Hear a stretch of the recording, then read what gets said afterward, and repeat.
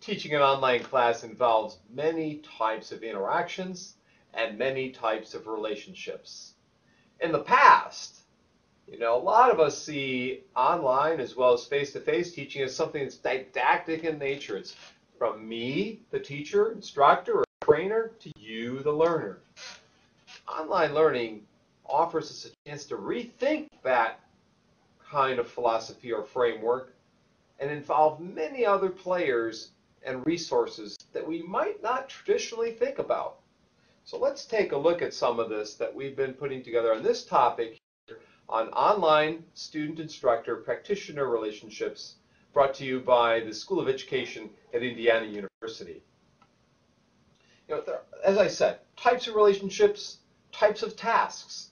There are so many different kinds of tasks: cases, problems, simulations, papers, writing to experts, analyzing real-world data and financial statements if it's a business class, taking a simulation in a medical class, which you might do with your peers, which you might have experts giving you feedback on, which you might have instructors monitoring what you're doing.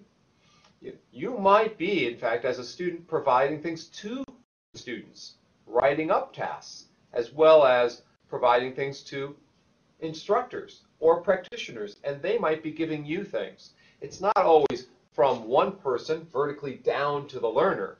It's a little bit more co-equal, more horizontal in nature in terms of the types of ways of interacting. And so the interactions are many. We can involve with the web practitioners who come to you through a webcam, who come to you through a chat, who might analyze your wiki posts or blog posts or your discussion forum or your gallery of your work on the web.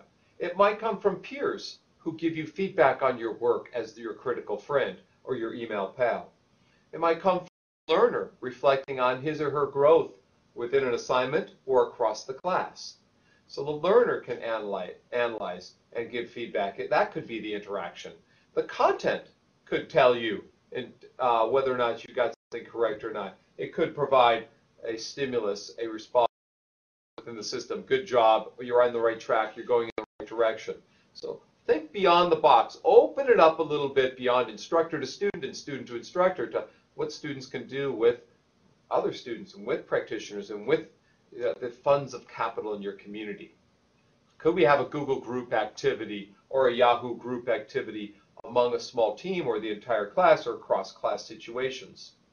Could we encourage students to provide feedback and maybe rely on one another for support structures within the class so they're not just relying on the instructors? Could the students be the instructor for a week, sign up to teach something? Could the students then in turn reflect on what happened within that activity? So you've got to, as an instructor, plan for these events. Think about how you might utilize those resources and structure things within the environment so as you're not the only one who's in and they're relying upon for their learning. The book is important. Ebooks are important. Peers are important. Experts are important. Portals are important. PowerPoints like this are important. Videos like this are important. How can we use Web 2.0 technology like Facebook to get students to interact with one another on the web, right? This is a natural social networking. I mean, we've got tens of millions of people, more than 100 million in the US now today in Facebook, or using MySpace, or LinkedIn, or some other networking tool, LinkedIn being more professional in nature. They might be using Ning, N-I-N-G, built by Mark Andreessen, who brought us Netscape, now brings us Ning. More than 1 million groups in Ning with threaded discussions, and you can have profiles, and you can have pictures, and you can have videos you post in your own page. You can create community within a Ning group. But it also fosters interaction among your students. You can use social bookmarking like in Digo and index websites that you find, or in Delicious, some social bookmarking websites. If you find interesting web resources, how about cataloging those resources, making them available for your peers within the class?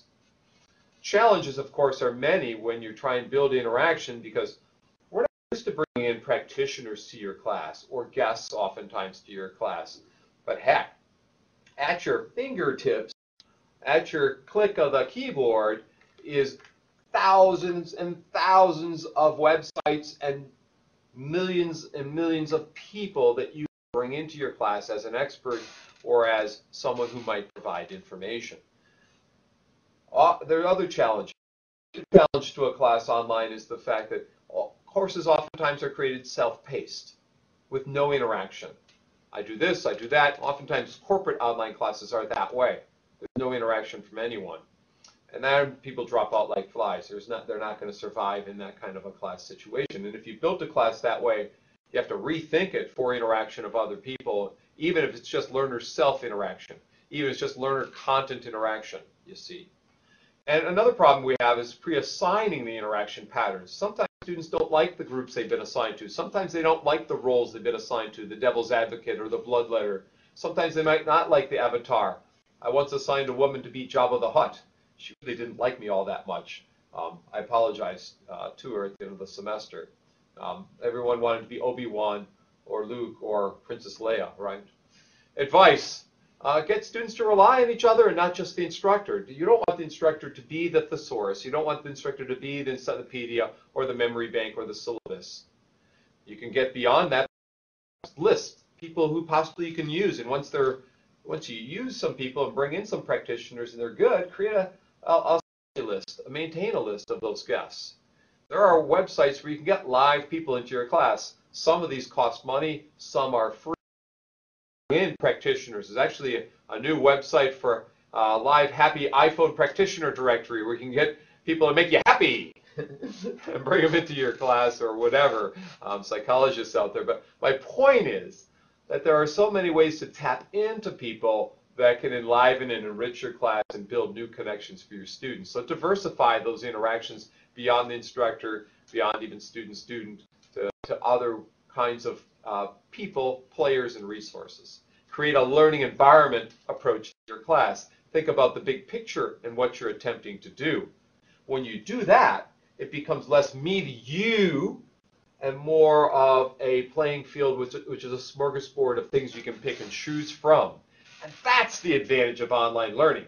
It's the advantage of having so much, but structuring it so that, you've got interaction. We've got a social constructivistic framework where students rely on each other for knowledge. It's the social activities that springboard internal cognitive mental functionings. We move from the social to the internal, intermental to intra psychological processing, and archive those things that worked so other students see what worked, what didn't work, and so forth. Maintain a list so you might reuse some kind of interaction in a future semester of a class or course offering. Assign reflection papers at the end of all this stuff that you tried to do to see if students picked up on the interactions that you were attempting within the class and the purpose and rationale for it. See if they've internalized some of that and what they've benefited from. Maybe you could change it in future semesters.